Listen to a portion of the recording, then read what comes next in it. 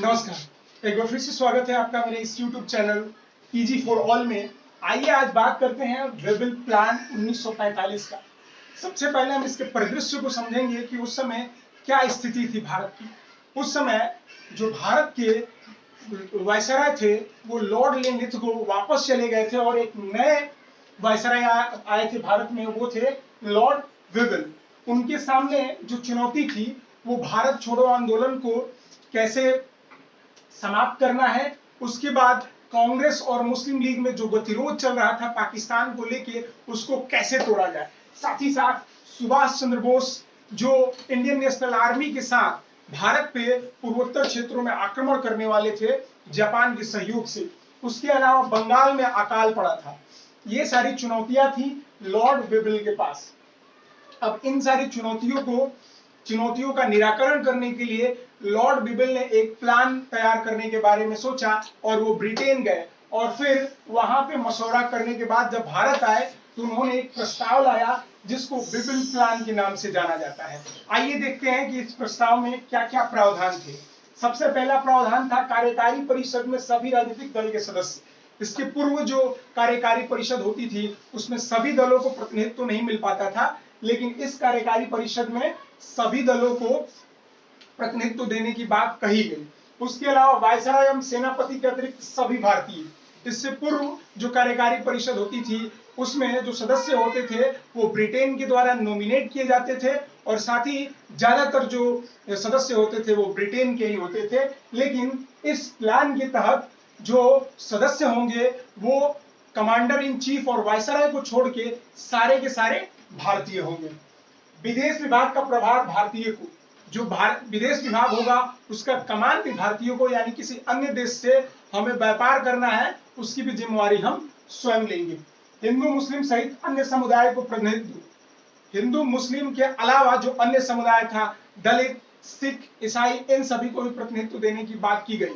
इसमें हिंदू और मुस्लिमों को बराबर सीट देने की बात की गई। नवगठित कार्यकारी परिषद अंतरिम सरकार की तरह अकारण वीटो का प्रयोग नहीं होगा। इसमें एक प्रावधान ये था कि जो वायसराय थे उनके पास वीटो था, वो वीटो का पावर का इस्तेमाल कर सकते थे और जो नवगठित सरकार होंगी वो जो नवगठित परिषद होगा वो अंतरिम सरकार की तरह होगी।